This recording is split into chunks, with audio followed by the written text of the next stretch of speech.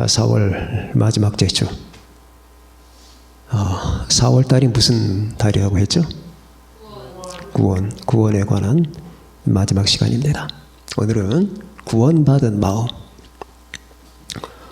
구원받은 마음은 어떤 마음인가? 목사님, 구원받지 않은 마음도 있나요? 그렇죠. 구원받지 못한 사람의 마음과 구원받은 사람의 마음은 달라요. 그 다른 상태를 제가 여러분에게 말씀드리고자 하는 겁니다. 구원받은 사람의 심리 상태는 어떤 것이며 구원받지 못한 사람들의 심리는 어떤 것인가?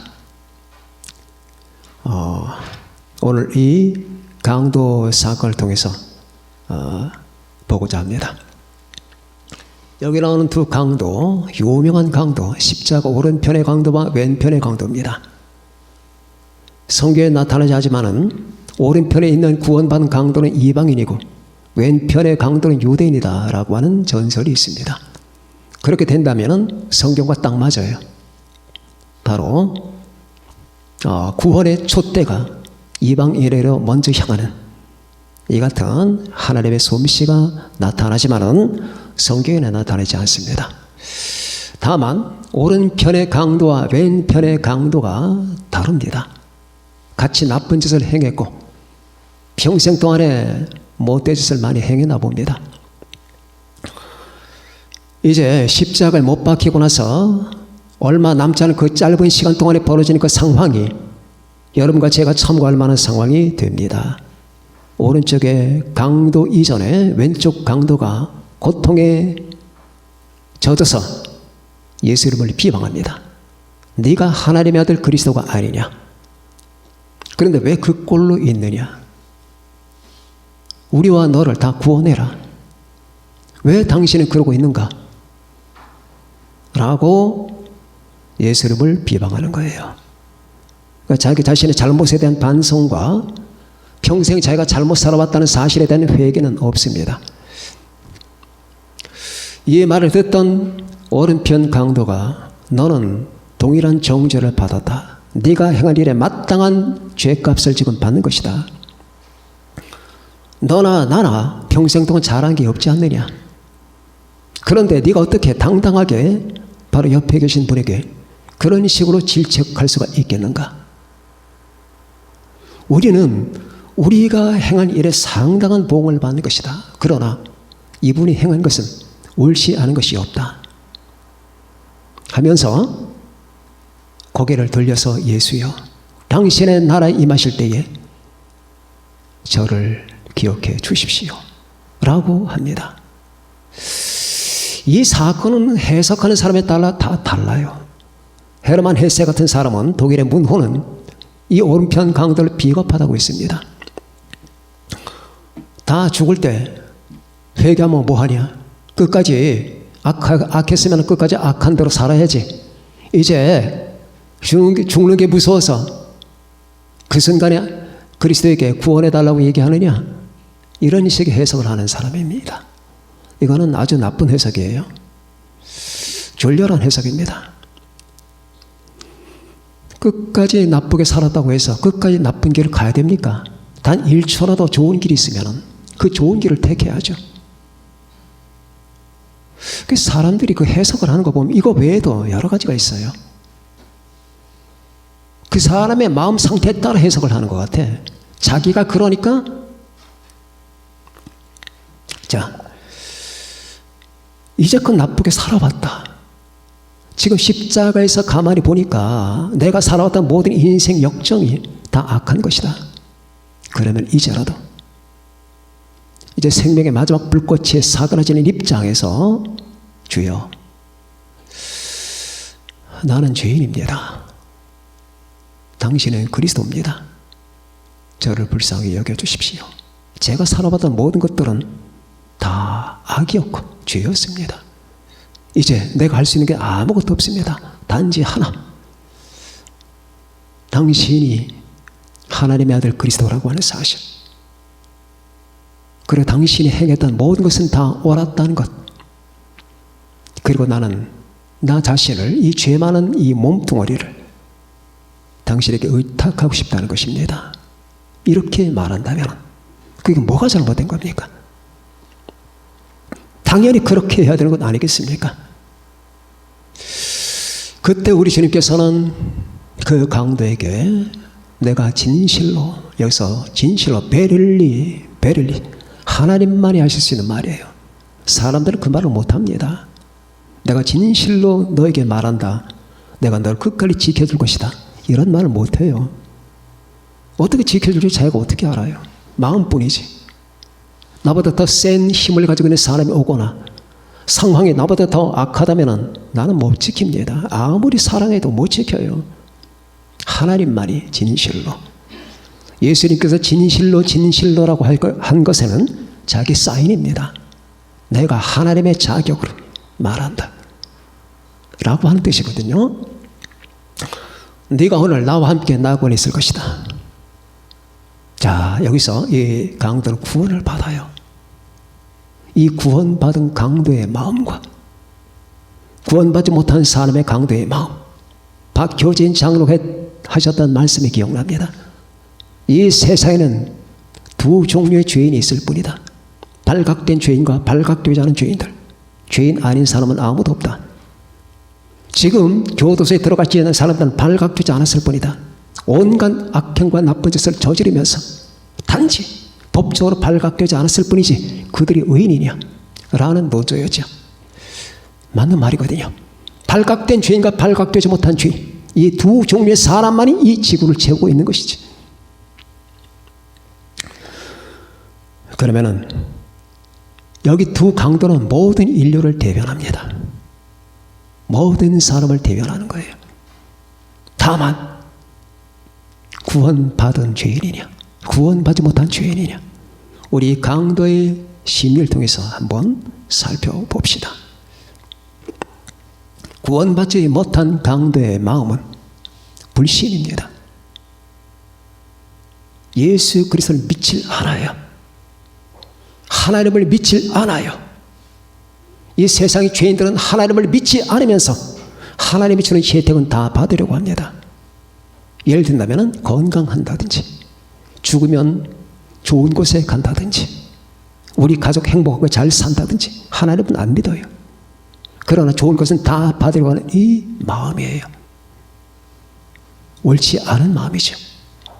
정당하지 않은 마음이에요. 하나님을 믿지 않는 것, 예수 그리스도를 믿지 않는 것, 그게 죄입니다. 이 세상의 가장 큰 죄는 어떤 것일까요? 살인일까요? 도둑질일까요? 사기일까요? 간음일까요? 예수님을 믿지 않는 거예요. 이게 제일 큰 죄예요. 사람들은 목사님 왜 그런 건가요? 내가 지금 총을 가지고 10명을 쏴주겠습니다. 그런데도 예수님을 믿지 않는 죄가 더 큰 건가요? 큰가요? 당연하지. 당연하지. 그럼 왜 그런 건가요? 왜 그런지 아시죠? 모르시면 가르쳐 드릴게요. 하나님이 이 죄에 빠진 세상을 구원하기 위해서 인간에게 제시한 해법은 딱 한 가지. 내 아들을 믿어라. 이 세상의 지옥 천지가 돼도 내 아들을 믿어라. 그리스도를 믿어라. 나와 동등한 신성을 가지고 있는 내 아들을 믿어라. 하나님의 세상을 이처럼 사랑하사 독생자를 주셨다. 하나님의 세상을 이처럼 사랑해서 돌을 주신 게 아니고, 이처럼 사랑해서 차를 주신 게 아니에요. 하나님의 세상을 이처럼 사랑하사 부동산을 주신 게 아니고, 집을 준 게 아니고, 아내를 준 게 아니고, 남편을 준 게 아닙니다. 하나님이 세상을 이처럼 사랑하셔서 이 세상을 구원하기 위해서 주신 것은 자신의 아들이에요. 아들은 이 세상을 향한 하나님의 뜻이요, 아들은 이 세상을 향한 하나님의 메시지요, 아들은 이 세상을 향한 하나님의 마음입니다. 이 마음, 이 메시지를 거부하고 구원받을 자는 없는 거예요. 그래서 예수 안 믿으면 구원 못 받는 거예요. 이치 이제 아셨습니까? 이치를 아셨냐고요? 스탈린이 3천만 명을 죽였다 하더라도, 히틀러가 600만 명을 죽였다 하더라도 예수 안 믿는 죄가 더 큰 거예요. 도덕적 잣대를 갖고 있는 사람은 이 말이 무슨 말인지 몰라요. 예수는 우주보다 크신 분이에요. 우주보다 크신 분, 그분 때문에 우주는 버팁니다. 그 막대기 하나 치워보세요. 우주가 붕괴됩니다. 하나님의 메시지, 하나님의 마음, 나는 너희를 사랑하기 위해서 나와 똑같은 분신을 준다. 그런 그 분신을 사람은 거기다가 못을 박았고 그 창을 박았고 머리에 가시관을 박았고 채찍으로 후려 갈겼고 등가죽을 벗겼고 가슴 모욕을 다했고 침을 뱉었고 뺨을 갈겼고 그리고 거부했습니다. 버렸어요. 이 죄가 가장 큰 죄인 거예요. 왜 예수 믿지 않는 죄, 그것이 가장 큰 것인가에 대한 정확한 통찰을 가지시는 여러분과 제가 되어야 돼요. 사람은 살인했기 때문에 구원받지 못하는 게 아니에요. 예수 안 믿기 때문에 구원 못 받는 거예요. 사람은 도둑질을 했기 때문에 구원받지 못하는 게 아니에요. 그 도둑질한 우리를 용서하기 위해서 하나님이 보내신 그 아들을 거부했기 때문에 용서를 못 받는 거예요.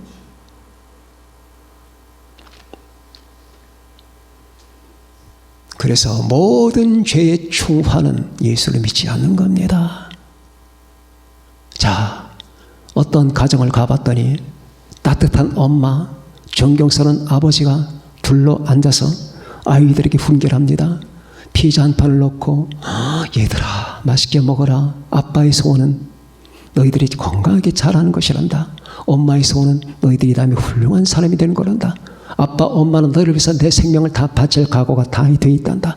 아이들은 엄마 아빠를 보면서 존경스러운 눈으로 바라봅니다. 단 교회는 가지 말아라. 그 엄마 아빠가 선하게 보이나요? 그 엄마 아빠가 존경스러운가요? 제 관점에서는 안 그럽니다. 악인들입니다. 죄인들입니다. 제 관점이 잘못됐나 한번 봅시다.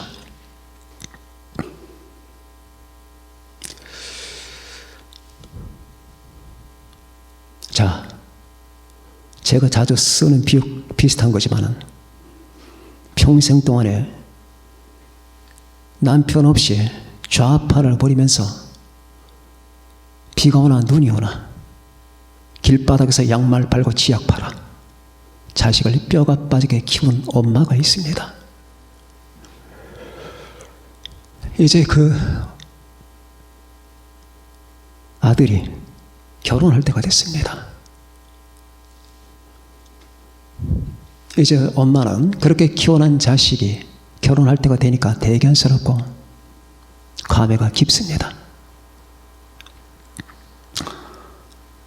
이제 결혼 며칠 전날 엄마와 아들이 도란도란 얘기를 합니다. 고생했다. 이 못난 엄마 만나서 내가 줄 건 없어도 내가 내 생명을 너에게 다 주었다. 엄마 고마워요. 그런데 엄마 며칠 전에 제가 장롱을 뒤지다가 보니까 엄마 통장이 발견됐습니다. 거기 5천만 원이 있던데요. 엄마는 깜짝 놀랍니다. 어떻게 남의 통장을? 엄마 결혼할 때 저 그거 주세요. 이제 엄마는 오래 사셨잖아요. 점점 커갑니다. 얘야 안 된다. 그거는 내 생명 같은 거란다. 엄마의 계산 속에는 분명 얘네들이 살다 보면 어려운 일을 당할 거예요. 그때 주기 위해서. 그게 3년이고 5년이고 내 아들이 가장 위급할 때 가장 커다란 필요가 되기 위해서 그거를 감춰둔 거예요. 근데 그걸 달라고 하네요. 안 돼. 아들이 화를 냅니다. 엄마 저를 사랑하신 거예요? 사랑했지. 그럼 그거 주세요. 안 된다. 너를 사랑하기 때문에 안 준다. 화가 머리끝까지 뻗친 이 아들이 엄마의 뺨을 갈깁니다. 당신이 내 엄마야? 그리고 나갔습니다. 그리고 자기들 나름대로 결혼했습니다. 자식을 낳았습니다. 자식을 낳고 그 자식들이 컸습니다. 그 자식이 큰 후에 아까 제가 설명했던 상황이 벌어지는 겁니다. 얘들아, 엄마 아빠의 소원은 너희들이 잘 크는 거는 같다. 엄마 아빠는 너희들을 위해서 생명을 다 바칠 각오가 되어 있단다. 그러나 교회는 가지 말거라. 그러면서 자기가 뺨 후려갈긴 엄마한테는 한 번도 안 찾아갑니다. 그 엄마 아빠가 선한 사람입니까? 그 엄마 아빠가 나쁜 놈 아닙니까? 악인입니다. 아이들에게 쓸데없는 훈계하지 말고 아이들 피자 한 판 안 사줘도 돼. 엄마한테 가서 무릎 꿇고 사과해야지. 엄마, 용서하세요. 날 위해서 인생 다 소비한 엄마에게 인간이 못할 짓을 했습니다. 엄마, 절 죽여주세요. 그래야 되는 거 아닙니까? 이게 바로 하나님을 믿지 않는 사람들이 빠지는 위선이라고 하는 거예요. 하나님이 바로 그 엄마예요. 예수님이 바로 그 엄마라니까. 그래서 제 논리는 예수 안 믿고 거부하는 죄가 가장 큰 죄라는 말이에요. 아시겠습니까? 이제 제 논리를 이해하시겠습니까? 강도가 그렇게 끝까지 잘못된 삶을 살았으면서 지금 다시 예수 이름을 모욕하는 겁니다. 그래서 구원받지 못한 사람들의 마음은 불신이에요. 불신. 구원받지 못한 사람들의 마음 한복판에 이 불신이라고 하는 어둠이 쫙 깔려 있습니다. 불신. 불신. 신에 대한 경방스러움. 불신. 그리고 불안합니다. 어떻게 될지를 몰라서 불안해요. 불안합니다. 그리고 교만합니다. 이게 구원받지 못한 사람들의 대충 밑바닥에 깔리는 심리예요. 불신과 불안과 불안의 형제가 두려움이죠. 그리고 교만입니다. 그렇게 교만스러워요. 아들아, 딸아, 엄마 아빠의 소원은 너희들이 잘 크는 거란다. 그 말 같지 않은 말이죠. 그러지 말고 날 창조하신 하나님 앞에 무릎을 꿇어라. 당신을 멸망치 않기 위해서 이 땅에 오신 예수 그리스도 앞에 가서 눈물을 흘려라.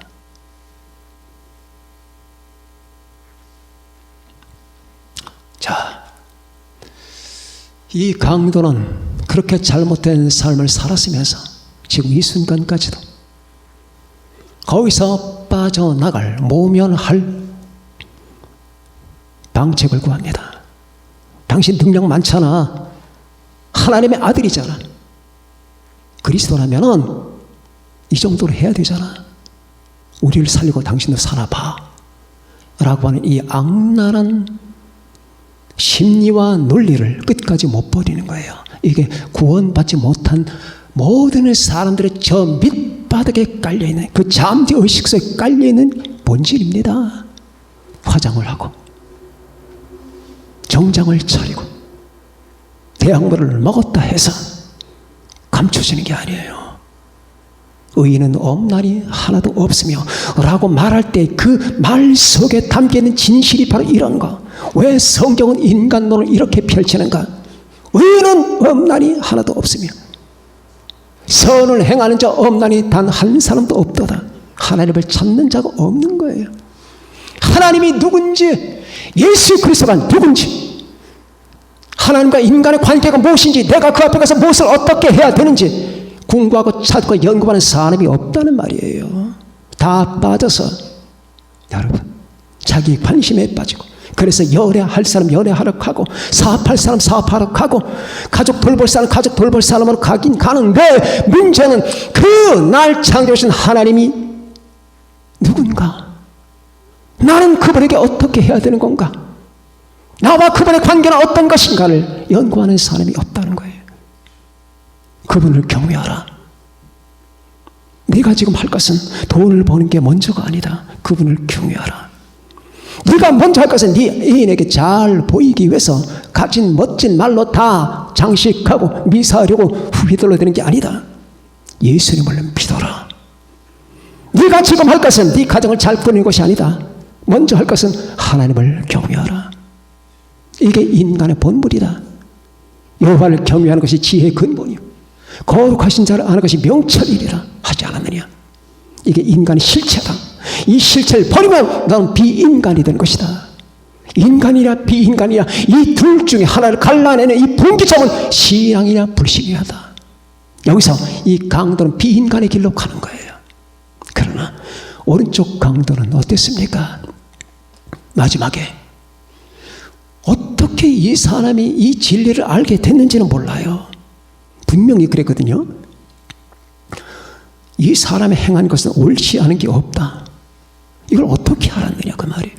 그럼 평생 따라다니면서 예수님의 행적을 연구했단 말이냐? 그건 아니었을 텐데 어떻게 알았을까?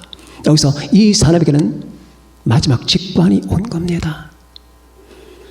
이 강도가 살아있을 때 예수님을 한번 만났는지 먼 발치에서 한번 힐끗 했는지 그건 모르겠어요. 그러나 이 순간 분명히 이 사람의 확신과 직관이 온 겁니다. 내가 잠깐 옆에서 같이 있어 봤더니 십자가상에서 이분은 죄가 없는 분이다. 그리고 이분은 보통 분이 아니다. 예수님께서 말씀하셨잖아요. 아버지여, 저들을 사하여 주시옵소서.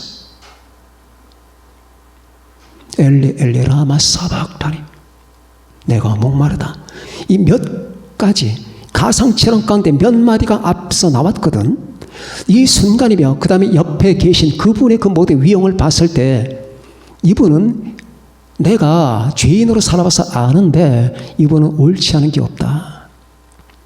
여러분, 죄인으로 사는 사람은 죄인 나름의 직관이 있는 거거든요. 여기서 이 강도의 심리는 어떤 것이었을까요? 신뢰입니다. 주여, 예수여 이름을 부르잖아요. 앞에 강도는 예수라고는 안 불렀어요. 네가 그리스도가 아니냐. 그러나 이 오른쪽 강도는 예수여 하는 것은 여러분 깊은 존경심을 표현하는 겁니다. 예수여, 당신의 나라. 이건 또 어떻게 알았나? 하나님의 나라. 이건 어떻게 알았을까? 이 성경의 중심이 하나님의 나라거든. 이 성경 66권의 주제는 예수 그리스도를 통한 구원이에요. 그 구원의 여러분 정점이 하나님의 나라란 말이에요. 하나님의 나라. 그가 우리를 흑암의 권세에서 건져내사 그의 사랑의 아들의 나라로 옮기셨으니라고 하잖아요. 회개하라, 천국이 가까웠느니라. 하나님의 나라. 여러분, 하나님의 나라라고 했을 때 이게 이해가 안 되는 사람들이 다시 제가 말하듯이 추상적으로 생각하거든. 아, 이게 뭔가 좋은 상태인가 보다. 그게 아니라 하나님의 직접 통치가 이루어지는 거예요. 하늘에 계신 우리 아버지 이름이 거룩히 여김을 받으시며 나라가 임하시오며. 지금은 인간의 나라예요. 제가 요한계시록을 여러분들에게 강의하고 다니엘을 강의하면서 말씀드리죠. 이 세상 정부를 성경은 짐승이라고 얘기합니다. 인간의 욕심과 탐욕으로 말미암아 이렇게 얼룩진 그 역사, 이걸 짐승이라고 해요.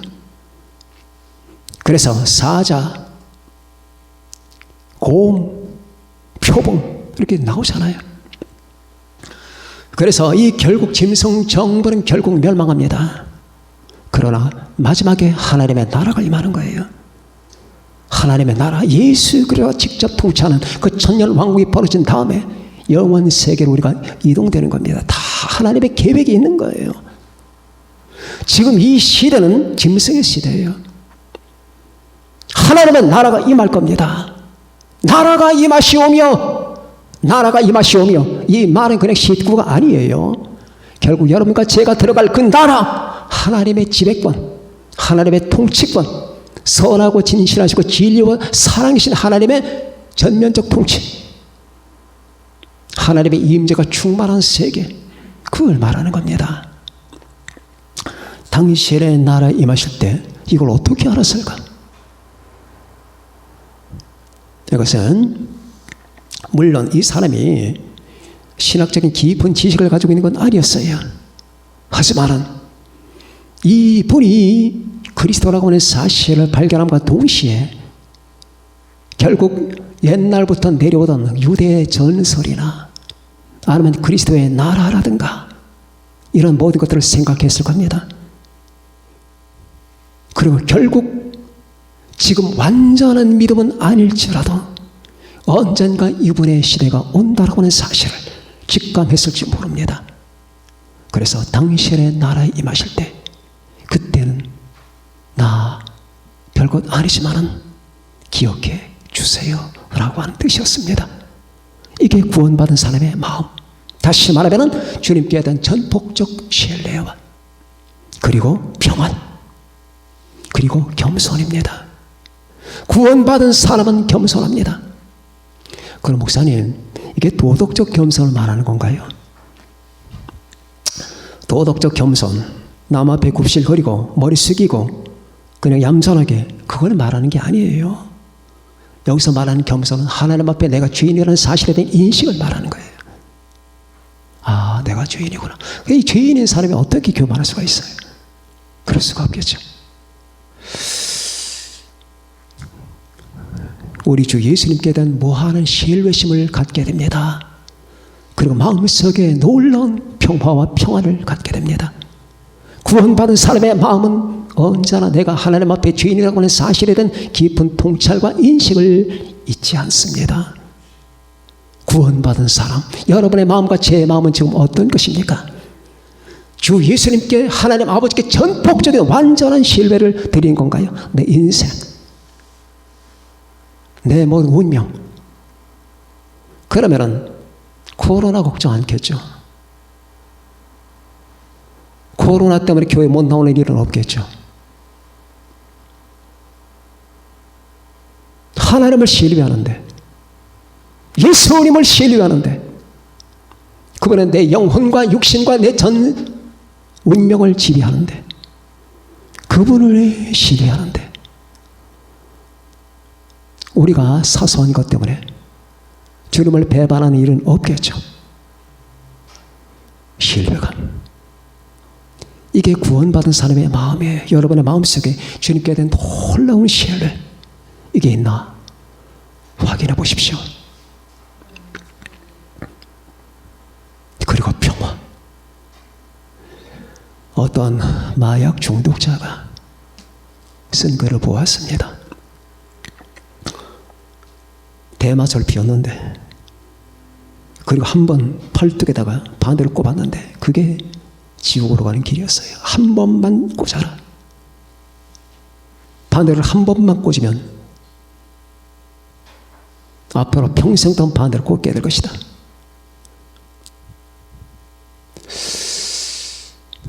그리고 대마초를 피워서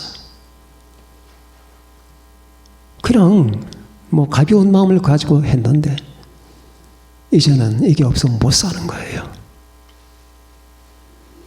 내 모습이 알거지가 됐는데도 못 버리는 거예요.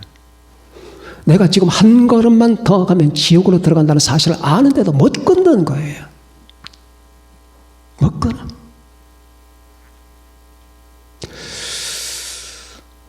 가정에서 버림받아, 친구에게 버림받아, 다 버림받아, 나중에는 쓰레기통에서 닭뼈다귀를 주워 먹으면서 그 신세가 됐는데도 이걸 못 끊는 거예요. 내가 마음을 먹고 다부지게 먹고 한번 해봐야지 하고 했으면 3일을 못 갑니다. 여러분은 그런 경험이 없으니까 모를 겁니다. 그러나 요즘에도 비슷한 경우들이 있죠. 포르노 중독. 이거 못 끊는 사람들이 있거든. 포르노 중독. 한 번 보면 또 보고 싶은.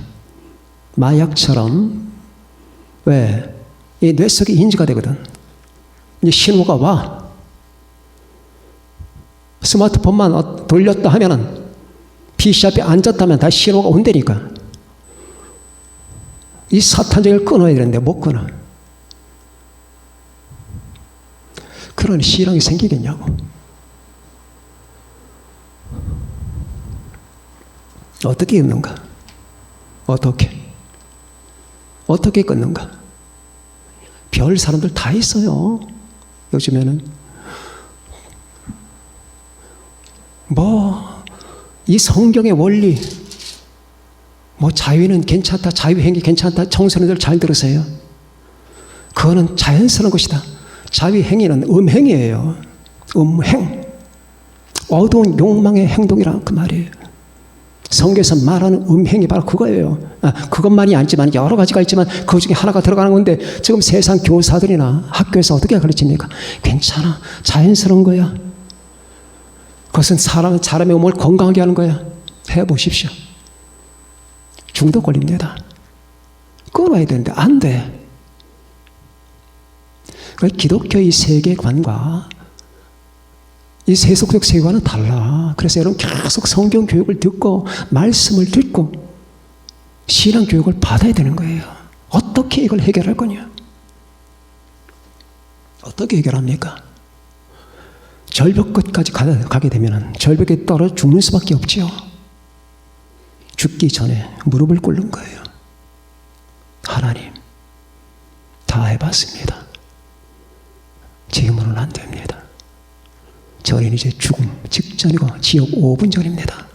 주여, 예수님, 저를 도와주세요. 저를 구원하시길 기뻐하신다면 저를 구해주세요. 그러면 끊어집니다. 아까 마약 중독자 그랬어요. 주여, 이제는 안 됩니다. 당신이 날 구해주지 않으면 저는 멸망입니다.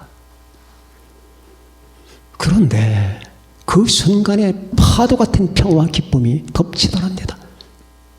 그러면서 그 파도와 같은 평화 속에 한 가지 생각이 번뜩 떠오르는데 이제는 되었다. 그리고는 다시는 생각을 안 했다. 저는 그런 글을 읽어본 적이 있습니다. 여러분, 기억해 두십시오. 그게 무엇이든지 중독에 걸리면 신앙이 그때부터 파괴됩니다. 쇼핑 중독, 비즈니스 중독, 마약 중독, 알코올 중독, 포르노 중독, 모든 중독자가 들어가는 건 하나님의 자리를 뺏는 거거든요. 왜 인간이 중독을 찾는 줄 아세요? 결국 인간은 하나님에게, 그 하나님의 신비 속에 하나님의 사랑 안에 들어가게 돼 있는데 그 자리를 중독하는 그 중독체가 뺏는 거예요. 사실은 내 영혼은 그렇게 하나님을 갈망하는 거예요. 예수님을 갈망하는 겁니다. 근데 그게 마귀의 수단이 뺏는 거예요. 자, 그때 그 사람이 했던 말, 평화. 파도 같은 평화. 파도 같은 평화. 여러분, 그거예요. 예수 믿고 구원받은 사람의 마음속에는 갈등이 아니라 평화가 있는 겁니다. 평안이 있는 겁니다. 평안. 그리고 겸손합니다. 어떻게? 헬라인이나 야만인이나 지혜 있는 자나 어리석은 자에게 다 내가 빚진 자라. 빚진 자. 나는 죄인입니다. 하나님, 주님, 저는 아무것도 아닙니다. 당신은 나의 모든 것입니다. 이렇게 겸손한 마음을 갖게 되는 건데, 자, 이게 어떤 사람은 좀 크고 어떤 사람은 좀 작지만은 본질적으로는 같은 거거든. 그래서 구원받은 사람의 마음은 이 같은 놀라운 신앙, 신뢰, 그리고 평안, 그리고 겸손함이 있다 하는 얘기입니다. 우리의 마음, 우리는 교만할 이유가 없어요. 여러분과 저는 불안할 이유가 없어요. 없어요. 예수 그리스도 안에서 아무것도 없어요. 그분이 다 이루셨어요. 우리 주의 모든 은혜가 여러분과 저를 덮치고 있습니다. 그 은혜 안에 모자람이 없습니다. 내 은혜가 내게 족하도다 라고 하셨습니다. 나의 하나님이 그리스도 예수 안에서 영광 가운데 그 풍성한 대로 너희 모든 쓸 것을 채우시리라 빌립보서 4장 19절에 말씀했습니다. 내게 능력 주시는 자 안에서 내가 모든 것을 할 수 있다 빌립보서 4장 13절에 말씀했습니다. 아무것도 염려하지 말고 다만 모든 일에 기도와 간구로 너희 구할 것을 감사함으로 하나님께 아뢰라. 그리하면 모든 지각이 뛰어난 하나님의 평강이 그리스도 예수 안에서 너희 마음과 생각을 지키시리라 빌립보서 4장 6절에 말씀했습니다. 자, 뭐가 아쉬운 게 있나요? 구원받았잖아요. 하나님의 아들로 입양됐잖아요. 하나님의 양자가 됐잖아요. 예수님의 소유물이 됐잖아요. 그럼 이 구원받은 사람들의 마음은 이 강도처럼 내 평생 동안에 죄가 많았고 나는 주님 앞에 부족한 것밖에 없지만 이제 내 인생 내 존재 전체를 당신께 의탁합니다 라고 말하는 이 오른편 강도의 마음처럼 여러분과 제게는 신뢰감 충만하고 평안이 가득하고 겸손함이 가득할 겁니다. 여기 나온 모든 분들이 이런 마음을 다 가지셨기 때문에 그 자리에 앉아 계신 줄 믿으면서 여러분의 부모님, 지인들에게도 아시는 분들에게도 이 복음을 전하고 우리 비록 의인은 아니지만 너도 나도 공자는 아니다. 소크라테스 아니야. 이 두 강도 중에 하나야. 그럼 이왕이면 오른편 강도가 되자. 이런 마음을 가지시고 전하시고 언제나 우리가 주님 만날 때까지 이 같은 마음을 유지하면서 이 신앙 가지고 살아가고 승리하는 여러분과 제가 되시기를 바랍니다. 기도하십시다.